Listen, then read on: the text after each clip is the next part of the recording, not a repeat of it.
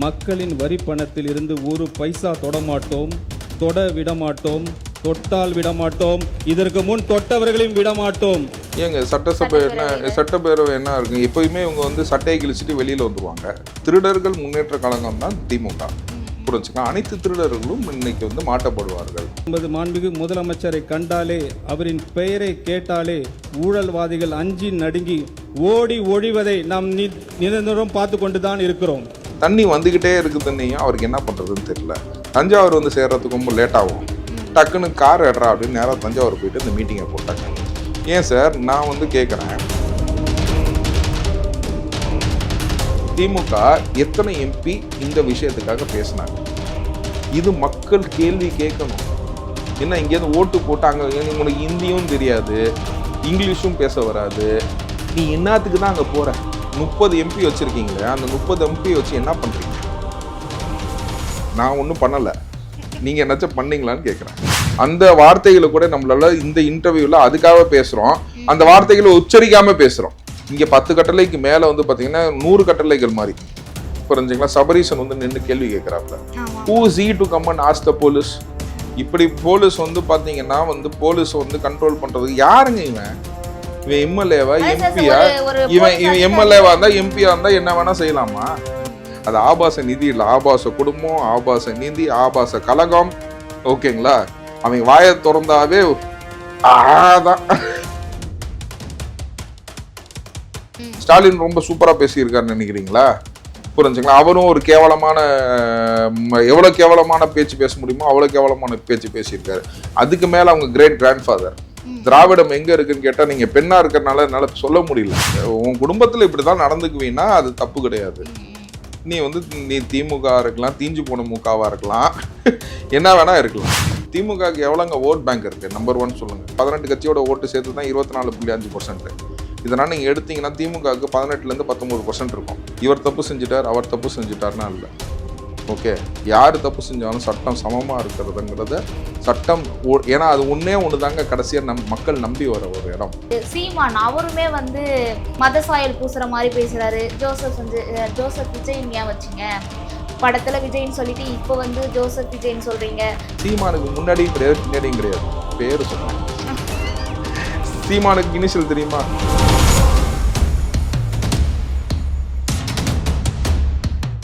Media நேயர்களுக்கு வணக்கம். நான் உங்க அபிநயா. இன்னைக்கு நம்ம கூட அரசியல் விமர்சகர் மற்றும் வழக்கறிஞர் ஆரோக்கிய சதீஷ் அவர்கள் தான் இணைஞ்சிருக்காரு. வணக்கம் சார். வணக்கம். சரி, உதயநிதி அவர்களை வந்து அரெஸ்ட் பண்ணியிருக்காங்க, கைது பண்ணியிருக்காங்க. பெண்களை அதாவது போராட்டத்தில் முதல்வரை வச்சு ஒரு அவதூறான ஒரு கொச்சையான வார்த்தையை பேசியதுனால கைது பண்ணியிருக்காங்க. இவர் எந்த மாதிரியான இப்போ நிலைமை என்னவா இருக்கு சார்? இது ஆக்சுவலாக வந்து எனக்கு வந்து தகவல் படி 9 பிரிவுகளில் வந்து வழக்கு பதிவு செஞ்சுருக்காங்க. ஓகேங்களா? இந்த 9 பிரிவை நம்ம வந்து பார்த்தோம் அப்படின்னா, நான் ஒன்று பிரிவாகவே உங்களுக்கு சொல்லிடுறேன். ஓகே, ஸோ அதில் வந்து பெண்களை பற்றியும், அது human harassment case, BNS act, அதுக்கப்புறம் வந்து இன்ஃபர்மேஷன் டெக்னாலஜி ஆக்ட்னு ஒன்று இருக்குது. அது 3த்தையும் வந்து சேர்த்து தான் வந்து சொல்லியிருக்காங்க. இப்போ வந்து பார்த்திங்கன்னா என்னென்ன செக்ஷன்ஸ்னு பார்த்தீங்கன்னா, பிஎன்எஸில் வந்து மொத்தம் 7 செக்ஷனில் போட்டிருக்காங்க. 196 வந்து பார்த்தீங்கன்னா promoting enmity between different groups and acts prejudicial to the harmony, அதாவது நம்ம சமுதாயத்துக்கு வந்து ஒரு கேடாக பேசக்கூடிய ஒரு விஷயமும். 92 வந்து பார்த்தீங்கன்னா wantonly giving provocation with intent to cause riot, அதை கலவரம் தூண்டு வகையில் பேசவும். 352 பார்த்தீங்கன்னா intentional insult with intent to provoke breach of the peace, அமைதியை நிலை சூழ்நிலையிலும். 79 word gesture act intent to insult the modesty of the woman, ஒரு பெண்ணை வந்து வார்த்தைகள் மட்டும் இல்லை செயல் ரீதியாகவும் சரி, இப்போ டபுள் மீனிங்னு சொல்கிறீங்களே அந்த மாதிரி ரீதியாகவும் நீங்கள் எப்பேற்பட்ட விஷயத்தில் வந்து ஒரு பெண்ணை இன்சல்ட் பண்ணுறீங்கன்னா, மாடஸ்டி ஆஃப் த உமனை நீங்கள் அதாவது தான் இன்சல்ட் பண்ணுறீங்கன்னா அதுக்கான செக்ஷன் தான் வந்து 79. அதுக்கப்புறம் 296B வந்து பார்த்தீங்கன்னா offence act and obscene communication in the specified form அப்படின்னா அஃபென்ஸ் ஆக்ட் அப்சீன் ஆக்ட் அப்படின்னா வந்து அப்சீன் கம்யூனிகேஷன், அதாவது வார்த்தைகளில் வந்து கேவலமாக வந்து இப்போ நீங்கள் நம்ம இந்த நேர்காணலில் பேசுகிறோம், நீங்கள் வந்து அந்த கேவலமான வார்த்தைகள் மட்டும் தான் சொன்னீங்க. அந்த வார்த்தையை உச்சரிக்க கூட உங்களுக்கு ஒரு பெண்ணாக உங்களுக்கு தயக்கம் இருக்குது. அந்த பெண்ணிட்ட என்கிட்ட உச்சரிக்கிறதுக்கு எனக்கு எவ்வளோ தயக்கம் இருக்குது. புரிஞ்சுங்களா? அந்த வார்த்தைகளை கூட நம்மளால இந்த இன்டர்வியூல அதுக்காக பேசுறோம், அந்த வார்த்தைகளை உச்சரிக்காம பேசுறோம். புரிஞ்சுங்களா? அந்த அளவுக்கு வந்து ஒரு கேவலமானது. கிரிமினல் கான்ஸ்பிரன்சி மற்றும் கிரிமினல் இன்டிமினேஷனுக்கும் வந்து வழக்கு தெரிவிச்சிருக்காங்க. அதுக்கப்புறம் section 4 of harassment of women in public place. Public பிளேஸில் வந்து எப்படி ஒரு ஹராஸ்மெண்ட் பப்ளிக் அதுக்காகவும் வந்து ப்ளஸ் வந்து இன்ஃபர்மேஷன் டெக்னாலஜி ஆக்ட் வந்து பார்த்தீங்கன்னா இது எலக்ட்ரானிக்காகவும் வந்து வெளியிட்டு இது பிரபலப்படுத்தப்படுறதுனால வந்து பார்த்தீங்கன்னா ID act also is involved அப்படின்னு சொல்லிட்டு வந்து பார்த்தீங்கன்னா தஞ்சாவூரில் கேஸ் போட்டதாக எனக்கு வந்த தகவல். அது நம்ம ப்ரெஸ்ஸில் தான் பார்த்தோம். நம்ம எஃப்ஐஆர்சியை வந்து நான் வந்து அதை பார்க்கல. இந்த செக்ஷன்ஸ்னால் நீங்கள் டோட்டலாக இது கன்விக்ஷன் இந்த எல்லா செக்ஷன்லையும் அவர் கன்விக்ட் ஆறாரு அப்படின்னு கேட்டிங்கன்னா உதயநிதிக்கு வந்து பார்த்தீங்கன்னா 23 வருஷத்தையும் 3 மாதம் வரைக்கும் கொடுக்க வாய்ப்பு இருக்குது. 23 வருஷத்தையும் 3 மாதம் வரைக்கும் வாய்ப்பு இருக்குது. ப்ளஸ் ஃபைன் கொடுக்கறதுக்கும் ப்ளஸ் ஃபைன் போடுறதுக்கும் நிறைய வாய்ப்புகள் இருக்குது. ஸோ இந்த மாதிரி சூழ்நிலையில் வந்து பார்த்திங்கன்னா எனக்கு தெரிஞ்சு மோரார்லெஸ் வந்து பார்த்திங்கன்னா உதயநிதியை கண்டிப்பாக உள்ளுக்குள்ள ரிமாண்ட் தான் செய்வார்கள் என்று நான் நம்புகிறேன். சார் இப்போ அவரை கைது செய்ய வந்து தஞ்சாவூர் போலீஸார் வந்து வீட்டுக்கே போயிட்டாங்க. நீலாங்கரை அந்த வீட்டில் போயிட்டு கைது செய்யணும்னு கேட்குறாங்க. அவர் வந்து வெயிட் பண்ணுங்க, அவர் வந்து குளிச்சுட்டு இருக்காரு. இதுதான் வந்து என்ன பல போலீஸ்காரங்களுக்கு அவர் காவல்துறையரே வெயிட் பண்ண சொல்றாங்க. அந்த நிலைமையில தான் வந்து நம்ம இன்னைக்கு இருக்கிறோமா? அதாவது இந்த வார்த்தைகளை நானோ நீங்களோ பேசியிருந்தா நம்மளை மண்டையில 2 தட்டை போட்டு தூக்கிட்டு போயிருப்பாங்க. புரிஞ்சுங்களா? அங்கே வந்து பார்த்தா நாங்கள் காலை கடனை முடிக்கணுங்கிறாங்க. நான் வந்து அதை வந்து காணொலி இதில் தான் பார்த்தேன், டிவியில் தான் பார்த்தேன். டிவியில் பார்க்கும்போது மணி வந்து 9:10 10 மணி. புரிஞ்சுங்களா? 9:10 10 மணிக்காக காலை கடனை முடிக்காமல் இருக்கிறீங்க அப்படின்றதுல எனக்கு ஒரு நகைச்சுவாக இருந்துச்சு. இன்னொரு விஷயம் அது அவ்வளோ இதாக வந்து பேசுகிறாங்க. அதாவது ஒரு பர்சனை அரெஸ்ட் பண்ணணும் அப்படின்னா அவர் வந்து பார்த்தீங்கன்னா he can call is lawyer, he can call is doctor. அந்த மாதிரி வந்து பார்த்தீங்கன்னா ஹியூமன் ரைட்ஸில் வந்து பார்த்தீங்கன்னா நிறைய சலுகைகள் இருக்குது. அவங்க எங்கெங்கே இன்ஃபார்ம் பண்ணணும், can you make a phone call or not, அந்த மாதிரி ஒரு 10 கட்டளைகள் இருக்குது. அதெல்லாம் வந்து ஃபாலோ பண்ணுறாங்களா இல்லையன்றதோட இங்கே 10 கட்டளைக்கு மேலே வந்து பார்த்தீங்கன்னா 100 கட்டளைகள் மாதிரி. புரிஞ்சுங்களா? சபரீசன் வந்து நின்று கேள்வி கேட்குறாப்புல, who is he to come and ask the police, who are you to come and ask me. இதே வந்து இன்னொரு போலீஸ் வந்து அரெஸ்ட் பண்ண போயிருக்காங்க. என் மச்சான் வந்து எங்க ஆரோக்கிய சதீஷ் அரெஸ்ட் பண்றீங்கன்னா வேலையை போறியா அப்படின்னு இருப்பாங்க. சொல்லுவாங்களா மாட்டாங்களா? அதாவது தனி மனிதனுக்கு ஒரு சட்டமும் இன்னைக்கு வந்து விஐபி என்று தோற்றக்கூடிய இந்த கேவலமான பேச்சுக்களை பேசக்கூடிய இந்த நபர்களுக்கும் ஒரு சட்டமாக இருக்குதா அப்படிங்கிறத நீங்க ஒரு கேள்வியாக போறீங்க. அஸ் அ வக்கீலாம் நான் அதை கொஸ்டின் பண்ணுவேன். கம்யூனிசம்ங்கிறது ஃபர்ஸ்ட் தோண்ட வேண்டியதே வந்து பார்த்தீங்கன்னா நீதி தான். நீதி உங்களுக்கும் ஒன்றா இருக்கணும், எனக்கும் ஒன்றா இருக்கணும், அவருக்கும் ஒன்றா இருக்கணும். உதயநிதினா நான் கொம்பா முளைச்சிருக்கு, திருட்டுறையில் ஏறி வந்த குடும்பம் அது. புரிஞ்சுங்களா? இன்னைக்கு நீ வந்து திருட்டை பற்றி பேசிகிட்டு இருக்க. உனக்கு வந்து டிக்கெட் எடுக்க கூட காசு வக்கு இல்லாத குடும்பத்துலேருந்து வந்துட்டு இன்னைக்கு இவ்வளோ கோடி சொத்துக்கள், இங்கே நீலாங்கரையில் வீடு, எங்கள் வீடு, இவ்வளோ காரு, அவ்வளோ காரு, இவ்வளோ சம்பளம். ஓகேங்களா? பசங்களை ஃபாரின்ல படிக்க வைக்கிறேங்கிற, அதுக்கு 2 கோடி ரூபா செலவுங்கிற, இங்கேருந்துப்பா வந்துச்சு பிச்சைக்கார பசங்களுக்கு. புரிஞ்சுங்களா? நான் கேட்குற கேள்வி தப்பா இருந்துச்சுன்னா நீங்க சொல்லுங்க. புரிஞ்சுங்களா? நீங்க வந்து நான் எம்எல்ஏவா தான் இருந்தேன்னு சொல்லுங்க. எம்எல்ஏக்கு எவ்வளவு சம்பளம்? 1.25 லட்ச ரூபா சம்பளம். சரி, 5 வருஷத்துக்கு 2 கோடி ரூபாய் சம்பளம், 5 வருஷத்துக்கு 1 கோடி ரூபா சம்பளம்னே வச்சுக்கோங்க. இவ்வளவு சொத்து எப்படிப்பா? நினைச்சோன்னே நீங்க என்ன ஃபாரின் கிளம்பி போறீங்க, நினைச்சோன்னே வரீங்க. எனக்கு தெரிஞ்சு இந்த கேள்வி எல்லாமே வந்து பாத்தீங்கன்னா 1.25 லட்ச ரூபா சம்பளம் வாங்குற ஒரு ஐடி ஊழியரும், 1.25 லட்ச ரூபா சம்பளம் சம்பாதிக்கிற ஒரு வக்கீல், டாக்டர் எல்லாத்துக்குமே சாத்தியமே இல்லையே. இப்பா உன்னோட நாங்க நிறைய சம்பாதிக்கிறோம்ப்பா, எங்களுக்கு கஷ்டமா இருக்குதுப்பா, எங்களால முடியவே இல்லைப்பா. ஒரு கார் லோன் இஎம்ஐ முடிஞ்சிச்சுன்னா ஒரு ஹவுசிங் லோன் வந்துருது. இப்படிதானப்பா எங்க வாழ்க்கை ஓடிட்டு இருக்கு. நீ எப்படிப்பா இவ்வளவு சம்பாரிச்சிங்க? நீங்க எப்படிப்பா இவ்வளவு ஒரு வாழ்க்கையை வாழ்றீங்க? ஸோ சமமா இருக்கணுங்கிறதுக்கு தான் சொல்றேன். இன்னைக்கு அரஸ்ட்லயே வந்து பாத்தீங்கன்னா அந்த ஆதிக்கத்தை காட்டுறாங்க, அராஜகத்தை காட்டுறாங்க, அந்த பயத்தை காட்டுறாங்க. ஜனநாயக படுகொலை அப்படின்னு சொல்லிட்டு ஜனநாயக படுகொலைங்கிறது இதுதாங்க ஜனநாயக படுகொலை. நீங்க சொன்னோடனே okay sir, okay sir, I will come sir, give me some 10 minutes sir, I will take my necessary things and I will come for investigation sir அப்படின்னு சொல்லி வர்றது தான் சார் ஜனநாயகம். இங்கே உன் மாமே மச்சானா வந்து கேள்வி கேட்பான். புரிஞ்சுங்களா? அங்கே ஒரு வக்கீல் ஒருத்தர் இருந்தார், அவர் வந்து வழக்கறிஞர் சரவணன். புரிஞ்சுங்களா? ஒரு வக்கீல் ஒருத்தர் இருக்கலாம், ஒரு டாக்டர் ஒருத்தர் இருக்கலாம். புரிஞ்சுங்களா? இந்த மா சுப்பிரமணியம், சேகர், ஓகேங்களா? இது எல்லாம் who are you to come and question all these things? இதுவே வந்து ஆரோக்கிய சதீஷ்க்கு ஒரு சட்டம், உதயநிதிக்கு ஒரு சட்டமா சொல்லுங்க? ஆரோக்கிய சதீஷ்க்கு ஒரு சட்டம், உதயநிதினா நாளைக்கு அபிநயா அரெஸ்ட் பண்ணா அபிநயாக்கு ஒரு சட்டம். அதுதான் சார், அதான் கேக்குறோம். சட்டத்துல இந்த மாதிரி இடம் இருக்கு? இடமே இல்லைங்க. இந்த மாதிரி இல்ல, இதான் அராஜகம்ங்கிறது. இதுதான் திமுகவின் அராஜகம். இதே மாதிரி புரிஞ்சுங்களா? தன்னோட செல்வாக்கு என்னமோ பயன்படுத்துற மாதிரி அப்படி கம்பீரமா காட்டுறத நினைச்சுக்கிட்டு இந்த அராஜகம் பண்றது. இன்னைக்கு வந்து ஃபுல்லா தே ஆர் ப்ரோமோட்டிங் ரைட். புரிஞ்சுங்களா? இன்னைக்கு என்ன சொல்லணும்? இங்க பாருங்க, அமைதியாக நம்ம சட்ட போராட்டத்தை முன்மொழிவோம். புரிஞ்சுங்களா? இதை விட்டு பாத்தீங்கன்னா ஊர் அங்கங்க அவங்க வந்து மறியல் இதுன்னு பண்ணிட்டு இருந்தா இது யாருக்கு நஷ்டம்? பப்ளிக்கு தானே வந்து நியூசன்ஸ். பப்ளிக் அப்புறம் உன்னை எப்படி மதிப்பான்? இந்த அராஜக அரசியல் தான் திமுகவின் ஒரே கேவலமா பேசுறது தான். இது உதயநிதி இது இப்ப பேசலைங்க. புரிஞ்சுங்களா? உதயநிதி வந்து பாத்தீங்கன்னா இபிஎஸ் மேல பேசியிருக்காரு. சசிகலா நின்னுகிட்டே இருந்தாங்களாம், இவர் இது அதை வந்து ரொம்ப கேவலமா பேசினாப்ல. அப்பயே அரெஸ்ட் பண்ணியிருந்தா இது வந்து இந்த நடவடிக்கை எடுக்க முடியாம இருக்கும். அப்போ வந்து என்ன இருந்துச்சு? எலெக்ஷன் கமிஷன் இருந்துச்சு. புரிஞ்சுங்களா? அதுக்கு முன்னாடியே இது தொடர்ந்து பேசக்கூடிய ஒரு நிலை கொண்டவர்கள் இவர்கள். பரம்பரையே இப்படிதான். புரிஞ்சுங்களா? இதுவரை வந்து நம்ம ஸ்டாலின் ரொம்ப சூப்பரா பேசியிருக்காருன்னு நினைக்கிறீங்களா? புரிஞ்சுங்களா? அவரும் ஒரு கேவலமான, எவ்வளவு கேவலமான பேச்சு பேச முடியுமோ அவ்வளவு கேவலமான பேச்சு பேசியிருக்காரு. அதுக்கு மேல அவங்க கிரேட் கிராண்ட்ஃபாதர். திராவிடம் எங்க இருக்குன்னு கேட்டா, நீங்க பெண்ணா இருக்கிறதுனால என்னால சொல்ல முடியல. புரிஞ்சுங்களா? திராவிடம் எங்க இருக்குன்னு கேட்டா எதையோ ஒண்ணு எழுதுப்பாரு அப்படிங்கிறாப்புல. புரிஞ்சுங்களா? நான் ஒரு பெண்ணிட்ட என்னால பேச முடியல. அதாவது நம்ம இந்த கருத்தை நம்ம வந்து பகிர்ந்துறதுக்காக தான் இந்த இன்டர்வியூவை. ஆனா இந்த இன்டர்வியூல கூட அதை நம்ம பேச முடியல. அவங்க பேசுனதுன்னா நம்ம வெளியிலே பேச முடியாதுங்க. அவங்க வாயை திறந்தா ஒரே அசிங்கம் தான். அது ஒரு ஆபாச கூட்டம், அது ஒரு ஆபாச குடும்பம், அது ஒரு ஆபாச கட்சி. புரிஞ்சுங்களா? இதுதான் வந்து ஆபாசம்னு வச்சுக்கலாம். புரிஞ்சுங்களா? இவங்கள மொத்தமாவே நம்ம ஆபாசம்னு சொல்லி நம்ம வந்து டிட்டர்மைன் பண்ணிக்கலாம். இதுக்கு வந்து பாத்தீங்கன்னா நீதித்துறையில அவங்க வந்து மத்தியானம் மென்ஷன் பண்ணியிருக்காங்க. இப்போ நம்ம பேசிட்டு இருக்க நேரத்தில் வந்து ஆர்கியூமெண்ட் நடக்கிறதுக்கு கூட நிறைய வாய்ப்புகள் இருக்கு. நீதித்துறை வந்து பாத்தீங்கன்னா இதுக்கு எந்த விதமான ஜாமீன் கொடுக்காம, முன்ஜாமீன் கொடுக்காமையும், இப்போ வந்து முன்ஜாமீன் ஃபைல் பண்ணியிருக்காங்களா ஜாமீன் ஃபைல் பண்ணியிருக்காங்கன்னு தெரியல. ஏன்னா அரெஸ்ட் காட்டிட்டாங்கன்னா பெயில் தான் அவங்க கொடுக்க முடியும்.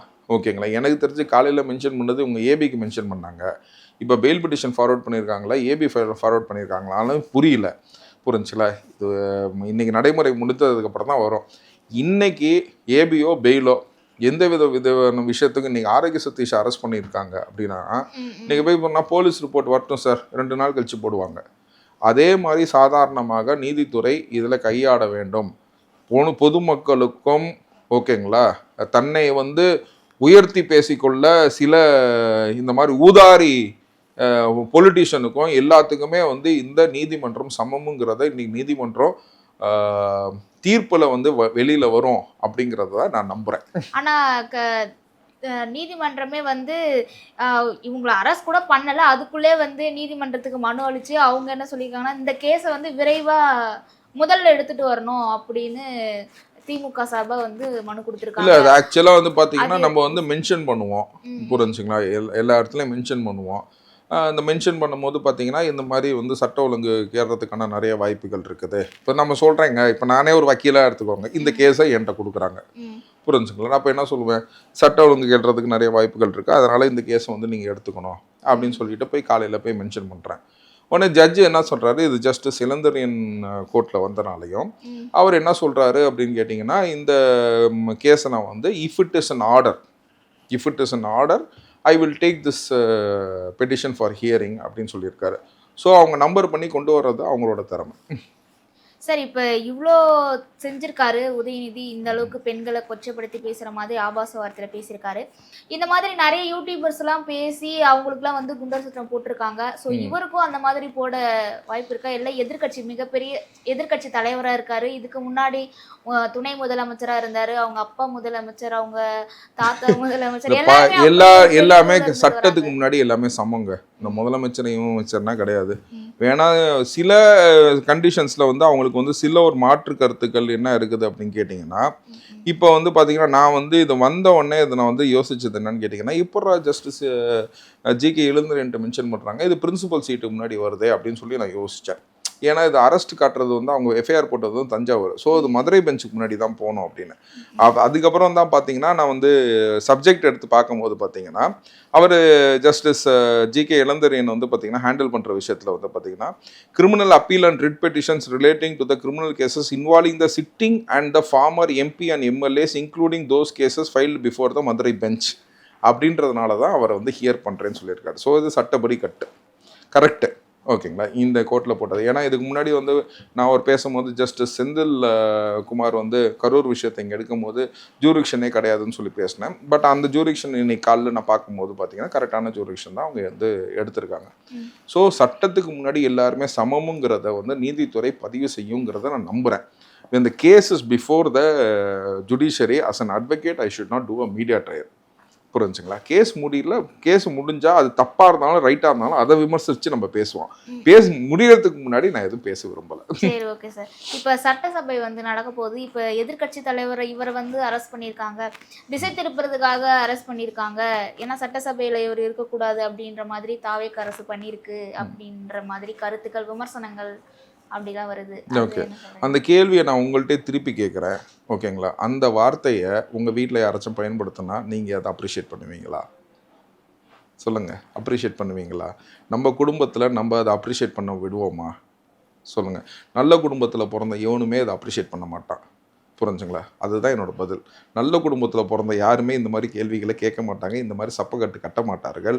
நீங்கள் உதயநிதிக்காக சப்பக்கட்டு கட்டுறீங்க, இந்த மாதிரி ஒரு கேள்வியை திசை திருப்ப பார்க்குறீங்க அப்படின்னா நீங்கள் உங்களோட பெருமையை நீங்கள் தான் சொல்லணும். உங்கள் குடும்பத்தில் இது வந்து ரொம்ப சகஜம், நாங்கள் பேசிக்கிறதுனா ரொம்ப அசால்ட்டு சார் அப்படின்னா உங்கள்கிட்ட கருத்து சொல்கிறதுக்கு என்கிட்ட கருத்து இல்லை அப்படிங்கிறத நான் பதிவு செய்கிறேன். ஸோ அப்போ இப்போ உதயநிதி அவர்களுக்கு வந்து சப்போஸ் வெளியே விடலை, ஏதோ ஒரு கஸ்டடியிலே ஏதோ வச்சுருக்காங்க அப்படின்னா இப்போ சட்டசபை கூட போகுது, இந்த நேரத்தில் எதிர்கட்சியில் வந்து இருப்பாங்களா, அமைச்சர்கள் யாராவது இருப்பாங்களா, இல்லை எப்படி இருக்கும் சட்டசபை? ஏங்க சட்டசபை என்ன, சட்டப்பேரவை என்ன இருக்கும்? எப்போயுமே இவங்க வந்து சட்டையை கிழிச்சிட்டு வெளியில் வந்துடுவாங்க. இப்போ அவர் ஜெயிலில் உட்காந்துருக்க போகிறாரு, வேறு எந்த டிஃப்ரென்ஸும் இல்லை. எதிர்கட்சியாக இருக்கும்போது என்ன பண்ணுவாங்க, சட்டையை கிழிச்சிட்டு வெளியில் வந்துடுவாங்க. புரிஞ்சுங்களா? அது அவங்க அப்பா செஞ்சது. இவர் சட்டசபை உள்ளுக்குள்ளே போகாமல் இருக்கிறதுக்கு என்ன வழி செய்ய முடியுமோ அதை நேற்றே செஞ்சுட்டு இன்றைக்கி அவர் வந்து மற்றவங்க மேலே பழி சுமத்துறாரு, வேறு எதுவும் கிடையாது. ஸோ இவர் வந்து போராட்டம் பண்ணார் தஞ்சாவூரில், விவசாயிகளுக்காக போராட்டம் பண்ணுறேன்னு சொல்லிட்டு அங்கே வந்து தாவேக் அமைச்சர்கள் வந்து லாட்ரி சீட்லேருந்து வந்திருக்காங்க, இந்த லாரி ஏறி வந்திருக்காங்க, அப்படி இப்படின்னு சொல்லி போதைப் பொருள்லாம் விற்கிற ஒரு அமைச்சராக இருக்காங்க. ஒரு மாதிரி ஜோக்கர் கூட்டம், அந்த தாவேக் அமைச்சர்கள் கூட்டம் அப்படின்ற மாதிரி விமர்சனம் பண்ணியிருக்காரு சார். ஓகே, இவர் ரொம்ப கிளவர் ஃபெலோ, அதனால தான் இன்றைக்கி உள்ளுக்குள்ளே போக போகிறாரு. சரிங்களா? இவர் ரொம்ப கிளவர் ஃபெலோ. ஓகேங்களா, நம்ம ஒன்றும் தப்பாக பேசலை, இவர் ரொம்ப கிளவர் ஃபெலோ. அதனால தான் வந்து இவர் வந்து மற்றவங்களை விமர்சிக்கிற அளவுக்கு இவருக்கு தகுதி இருக்குதாங்கிறத இவர் வந்து சொல்லட்டும். இன்றைக்கி நீதியரசர் முன்னாடி இந்த கேஸ் வருது, நீதியரசர் பதிலுக்கு அப்புறம் நம்ம தெரிஞ்சுக்குவோம். ஸோ இப்போ ஊழல், இப்போ திமுகவில் வந்து என்னென்ன பண்ணாங்க அப்படின்றது இப்போ பட்ஜெட் வந்து போட போகிறாங்க. பட்ஜெட்டில் இது வச்சு எல்லாமே ஊழல் என்னென்ன அப்படின்னு சொல்லிட்டு எல்லாமே இப்போ சேகரித்து வச்சுருக்காங்க அப்படின்ட்டு சொல்கிறாங்க. ஸோ இப்போ திமுகவில் எந்த மாதிரியான யாரெல்லாம் மாட்டுவாங்க இந்த கேஸில் அப்படின்னு? திமுகவில் இருந்தீங்கன்னா அத்தனை பேரும் மாட்ட தானே செய்யணும். ஓகேங்களா? திருடர்கள் முன்னேற்ற கழகம் தான் திமுக. புரிஞ்சுக்கலாம். அனைத்து திருடர்களும் இன்னைக்கு வந்து மாட்டப்படுவார்கள் அப்படிங்கிறது தான் நம்ம வந்து சுருக்கமாக பார்க்குறோம். அதனால தான் வந்து பார்த்திங்கன்னா எதையாச்சும் ஒரு நாய்ஸ் பண்ணணும், ஏதாச்சும் ஒன்று பண்ணணுன்றாங்க. இப்போ நீங்கள் கேட்டது இவர் நேராக எதுக்குன்னா உபரி நீரை திறந்து விட்டோன்னே தண்ணி வர ஆரம்பிச்சிருச்சு. ஓகேங்களா? தண்ணி வந்துக்கிட்டே இருக்குதுன்னையும் அவருக்கு என்ன பண்ணுறதுன்னு தெரியல. தஞ்சாவூர் வந்து சேர்கிறதுக்கு ரொம்ப லேட் ஆகும், டக்குன்னு கார் எடுறா அப்படின்னு நேராக தஞ்சாவூர் போயிட்டு இந்த மீட்டிங்கை போட்டாங்க. ஏன் சார், நான் வந்து கேட்குறேன், இன்றைக்கி வந்து தஞ்சாவூருக்கும் திருச்சிக்குமா பிரச்சனை? இல்லை, தமிழ்நாட்டுக்கும் கர்நாடகாவும் பிரச்சனை. இந்த பிரச்சனையை நம்ம எங்கே கொண்டு போய் நம்ம டீல் பண்ணணும்? சட்ட ரீதியாக சுப்ரீம் கோர்ட்டில் நம்ம டீல் பண்ணிகிட்டு இருக்கோம். தாவேக அரசு வந்து திறந்து விடுங்கன்னு சொல்லி வந்து சுப்ரீம் கோர்ட் ஆர்டர் போட்டிருக்கு. அவங்க திறந்து விடலன்னா அதுக்கான உண்டான கண்டெம்ட் பெட்டிஷனை கூட வந்து நம்ம வந்து ஃபைல் பண்ண ஆரம்பிப்பாங்க. அதாவது தமிழக அரசு வந்து ஃபைல் பண்ணுவாங்க. இப்போ 2024 தாவேகாக்கு தமிழ்நாடு மக்கள் ஓட்டு போட்டாங்களா, திமுகவுக்கு போட்டாங்களா? 2024 லோக்சபாக்கு யார் போட்டா? ஓகேங்களா? 30 எம்பி வச்சுருக்கீங்களே, அந்த 30 எம்பி வச்சு என்ன பண்ணுறீங்க? நான் ஒன்றும் பண்ணலை, நீங்கள் என்னாச்சும் பண்ணீங்களான்னு கேட்குறேன். நான் பண்ணல, நீங்க நச்சு 30 எம்பி வச்சு பண்ணீங்களான்னு கேட்குறேன். ராஜ்யசபால அது இல்லாம ஒரு எம்பி லிஸ்ட் இருக்குதுல்ல, ஓகேங்களா? அவங்க என்ன பண்ணாங்க காவேரி இஷ்யூக்கு? நான் ஒன்றும் பண்ணல, நீங்க என்ன பண்ணீங்கன்னு கேட்குறேன். புரிஞ்சுங்களா? தாவேக்காக்கு எவ்வளவு எம்பி இருக்காங்க? புரிஞ்சுங்களா? தாவேக்காக்கு எவ்வளவு எம்பி இருக்காங்க? புரிஞ்சு, அவங்க லோக்சபாலையும் ராஜ்யசபாலையும் பேச முடியுமா? திமுகவுக்கு 30 எம்பி இருக்காங்க, இந்த சைடு ஒரு 10 பேர் இருக்காங்க, 10க்கு கீழேன்னே வச்சுக்கோங்க, 5 பேர்னே வச்சுக்கோங்க. இவங்க காவேரி இஷ்யூக்காக லோக்சபாலையும் ராஜ்யசபாலையும் யார் யார் என்னென்ன பேசியிருக்கான்னு மட்டும் சொல்லுங்க. ஸோ இதோட கடமை வந்து தமிழக அரசு சார்பாக இருக்கிற ராஜ்யசபா லோக்சபா எம்பிஸுக்கு தானே பொறுப்புகள் ஜாஸ்தி.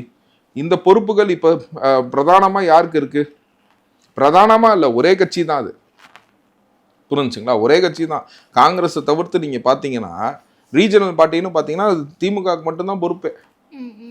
ஏன்னா ஏடிஎம்கேல வந்து எனக்கு தெரிஞ்சு 1-2 எம்பி தான் இருக்காங்க ராஜ்யசபால, அதுவும் மற்றபடி லோக்சபால ஆளே இல்லை. புரிஞ்சுங்களா? லோக்சபாவை ஃபுல்லாக ஆக்கியபை பண்ணி வச்சிருக்க திமுக எத்தனை எம்பி இந்த விஷயத்துக்காக பேசினாங்க? இது மக்கள் கேள்வி கேட்கணும். என்ன இங்கேருந்து ஓட்டு போட்டு அங்கே உனக்கு ஹிந்தியும் தெரியாது, இங்கிலீஷும் பேச வராது, நீ என்னத்துக்கு தான் அங்கே போற?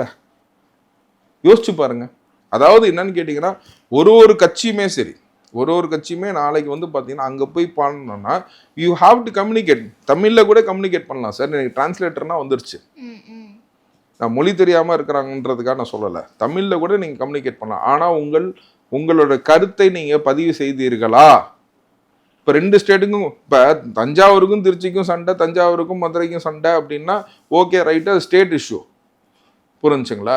இங்கே ஸ்டேட் வந்து is also fighting. You have to join hands with the state to do all this things and you cannot give the comments against the state. உள்ளுக்குள்ள இருந்துக்கிட்டே இது பண்ண முடியாது. உங்கள் குடும்பத்துக்கும் பங்காளி குடும்பத்துக்கும் சண்டை அப்படின்னா இவன் தான் அப்படின்னா சொல்லிக்கிட்டா இருப்பீங்க. நீங்கள் எல்லாருமே ஒன்று சேர்ந்துக்குவீங்களா மாட்டீங்களா? அந்த அடிப்படை அறிவு கூட இல்லை. இப்போ உங்களுக்கு வந்து ஒரு இடத்துல இன்ஃப்ளூயன்ஸ் இருக்குது அப்படின்னா, லட்சே ஒருத்தருக்கு இதில் இன்ஃப்ளூயன்ஸ் இருக்குது, ஒருத்தருக்கு வந்து சட்டத்துறையில் இன்ஃப்ளூயன்ஸ் இருக்குது, அவங்க சட்டத்துறை வழியாக போகிறாங்க. இன்னொருத்தர் போய் ஊர் பஞ்சாயத்தை கூப்பிட்டு இன்னொரு இடத்துல விசாரிக்கலாம். அதான் லோக்சபா ராஜ்யசபா. புரியுற மாதிரி சொல்கிறேன். நீ லோக்சபால ராஜ்யசபால திமுக என்னத்தை செஞ்சிச்சு?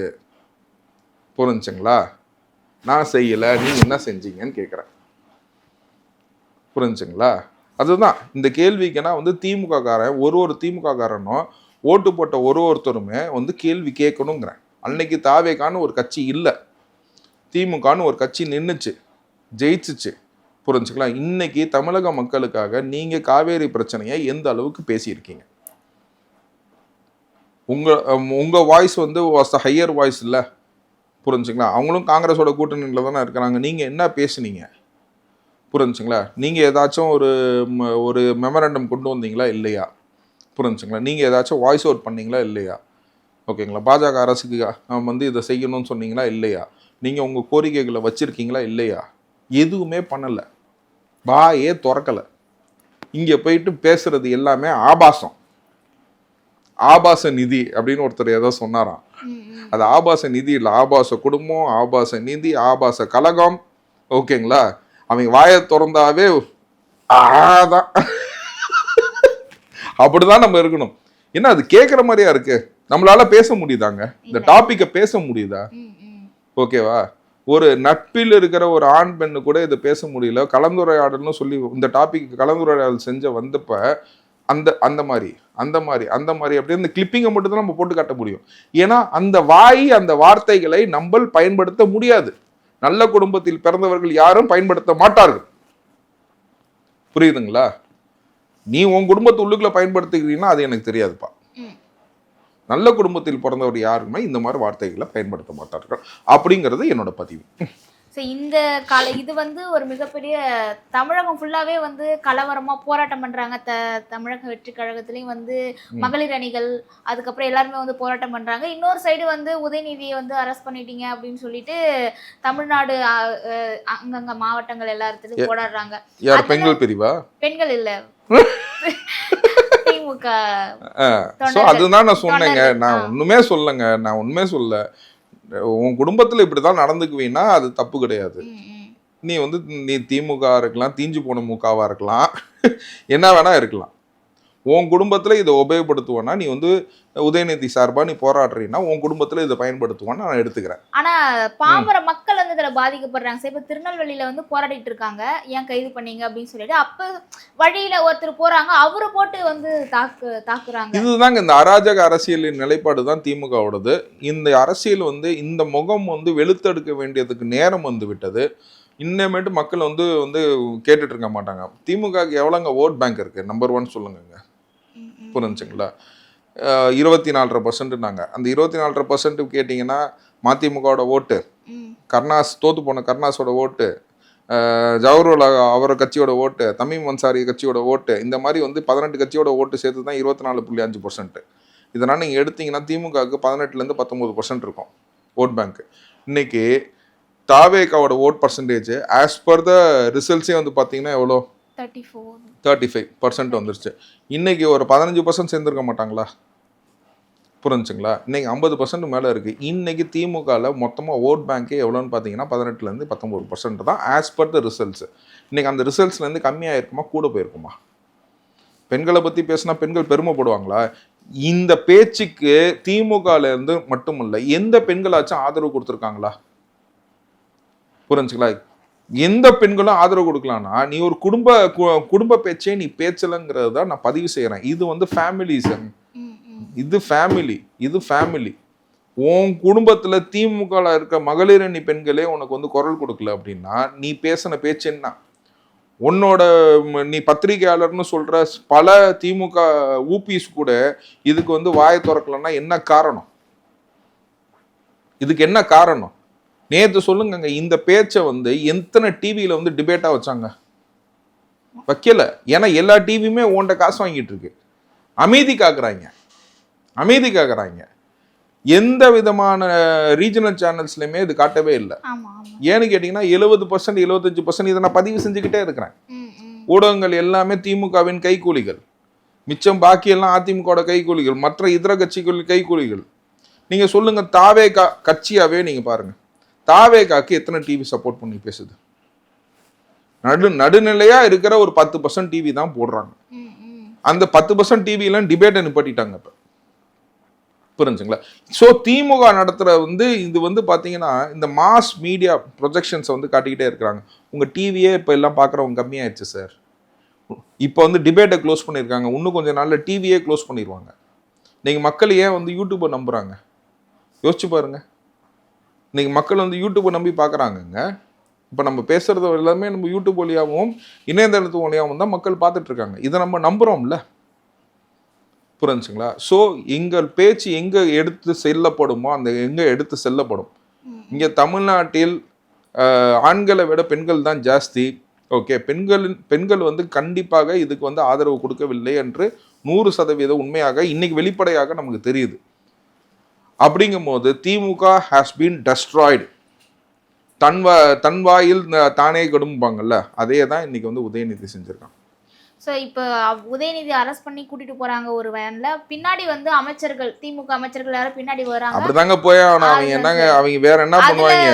போலீஸ் ஒரு ஐபிஎஸ் அதிகாரி வந்து தடுத்து நிறுத்தி நீங்க ஏன் பின்னாடி வரீங்கன்னு சொல்லி கேள்வி கேட்டதுக்கு அவர் மேல வந்து நீங்க யார் அதை கேட்கன்ற மாதிரி கை வச்சு அந்த மாதிரிலாம் நடந்துக்கிறாங்க. இதுதான் அராஜக அரசியல். இது எல்லாத்தையும் நீங்க வந்து பாத்தீங்கன்னா வெட்டி ஷார்ட்ஸா போடுங்க. இப்படி போலீஸ் வந்து பாத்தீங்கன்னா வந்து போலீஸ் வந்து கண்ட்ரோல் பண்றதுக்கு யாருங்க இவன் எம்எல்ஏவா எம்பியா? இவன் எம்எல்ஏவா இருந்தா எம்பியா இருந்தா என்ன வேணா செய்யலாமா? புரிஞ்சுங்களா? என்ன வேணா செய்யலாமா? எம்எல்ஏ எம்பிக்கும் தனி கோட்டு போட்டதுக்கும் உங்களுக்கு தனியா வச்சு விசாரிக்கணும் தான். புரிஞ்சுங்களா? இப்ப பெண்களுக்கு தனி கோட்டு போட்டிருக்காங்கன்னா பெண்களுக்குன்னு தனி கோட்டு போட்டிருக்கணும் தான். புரிஞ்சுங்களா? அதுக்காக நீ வந்து உயர்ந்த மனிதன்லாம் கிடையாது. சட்டம் எல்லாத்துக்கும் சமம்.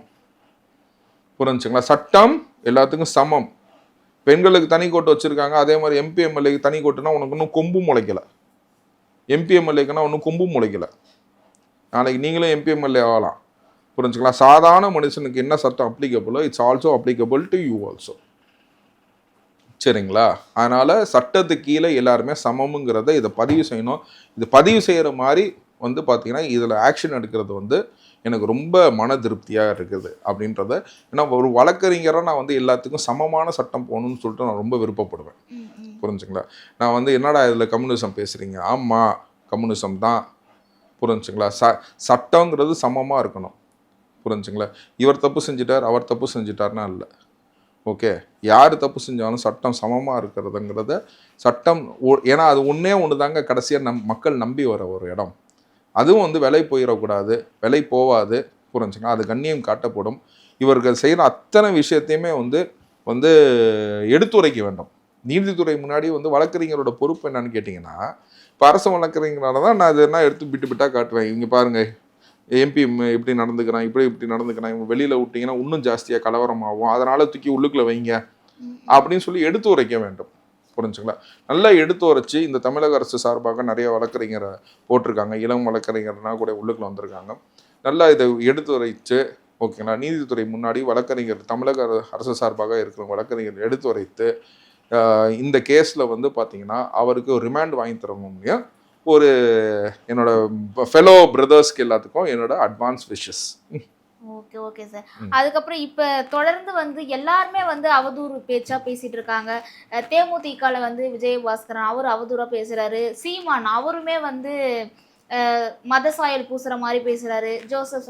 ஜோசப் விஜய்ன்னு ஏன் வச்சிங்க, படத்துல விஜய்ன்னு சொல்லிட்டு இப்போ வந்து ஜோசப் விஜய்ன்னு சொல்றீங்க, கோவிலுக்கு போறீங்க, அப்பெல்லாம் கோவிலுக்கோ சர்ச்சுக்கோ போல, அந்த மாதிரி சில கருத்துக்கள்லாம் சொல்றாங்க, விமர்சனங்கள் வைக்கிறாங்க. இதை எப்படி பாக்குறீங்க சார்?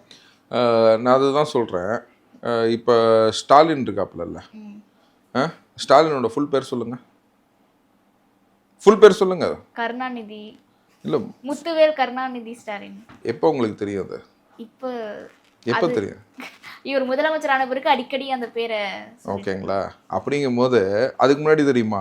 இல்ல, அதுக்கு முன்னாடி ஸ்டாலின் அப்படின்னு. ஸ்டாலின்னு தெரியும், முத்துவேல் கருணாநிதி ஸ்டாலின். ஏன்னா ஒருத்தர் வந்து பதவி பிரமாணம் எடுக்கும்போது முழு பேரில் தான் எடுக்கணும். அதுக்கப்புறம் தான் அந்த பேர் வந்து வெளியில் வரும். புரிஞ்சுங்களா? ஏன்னா நீங்கள் வந்து என்ன சொல்கிறீங்க, வழக்கறிஞர் ஆரோக்கிய சதீஷுங்கிறீங்க. புரிஞ்சுங்களா? வழக்கறிஞர் ஆரோக்கிய சதீஷ்னா சொல்கிறீங்க. இல்லை, புரிஞ்சுங்களா? ஆங்கிறது என் இனிஷியல். ஓகேங்களா? வழக்கறிஞர் ஆரோக்கிய சதீஷ்ன்னு சொல்கிறீங்க. அப்படிங்கும் போது வந்து பார்த்தீங்கன்னா ஒரு பதிவு செய்யும் போது முத்துவேல் கருணாநிதி ஸ்டாலின்னு சொன்னதுக்கு அப்புறம் தான் உங்களுக்கு அது வந்துச்சு. அப்படிங்கும் போது இங்கே வந்து ஜோசப் விஜய் தான் அவர் பதவி பிரமாணம் எடுக்க முடியும். அப்படிங்கும் போது அதுக்கப்புறம் மக்கள் அதை பற்றி நிறைய பேச ஆரம்பிச்சிட்டாங்க. முத்துவேல் கருணாநிதி ஸ்டாலின் நமக்கு தெரியுமா? தெரியாது. அந்த மாதிரி பதவிக்கு வந்தால் தான் தெரியும். சீமானுக்கு முன்னாடியும் கிடையாது பின்னாடியும் கிடையாது. பேர் சொன்னேன். சீமானுக்கு இனிஷியல் தெரியுமா? தெரியாதுங்களா? பின்னாடி பேர் என்ன இருக்குன்னு தெரியுமா? முன்னாடி ஏதாச்சும் பேர் இருக்கா? புரிஞ்சு. அதுக்குன்னா என்னன்னு கேட்டிங்கன்னா அவர் பட்ட படிப்புகளால் வந்து அவர் வந்து ஃபுல் பேரை சொல்லும் போது தான் எல்லாத்தையும் நமக்கு தெரியும். அதுக்கு வாய்ப்பு இல்லை ராஜா. அதுக்கு வாய்ப்பு இல்லையே, சீமானுக்கு வாய்ப்பு இல்லையே. புரிஞ்சுங்களா? அதனால் உன்னோட முன்னாடி பேரும் சரி பின்னாடியும் சரி யாருக்கும் தெரிய போகிறதில்ல. அது எல்லாத்துக்கும் மக்களுக்கு தெரிய வந்தது என்னன்னு கேட்டிங்கன்னா முதலமைச்சர் பதவி எடுக்கும் போது ஃபுல் பேரில் தான் சொல்லி எடுப்பாங்க. அதனால் தெரிய வந்துச்சு. அது சீமானுக்கு வாய்ப்பு இல்லை, கொஞ்சம் வயிற்றுச்சல் மட்டும் இருக்குது. Okay sir. இப்போ இந்த கேஸ் வந்து எப்படி முடியும்னு நினைக்கிறீங்க? இப்போ உதயநிதி ஸ்டாலின் வந்து இப்படி என்னோட இது I just doesn't want to go for again a media trial. என்னோட இது வந்து பார்த்தீங்கன்னா நான் அரசுக்கு சப்போர்ட் பண்ணுறேன். புரிஞ்சுங்களா? இந்த ரிமாண்டை வந்து கண்டிப்பாக வந்து இந்த ரிமாண்டு செய்யப்பட வேண்டும் என்றது என்னோட ஆசை. ஓகேங்களா? நான் ஜுடிஷியல் ரிவ்யூக்குள்ளே போக விரும்பலை. ஓகே சார், ரொம்ப நன்றி sir. Thank you. Thank you so much.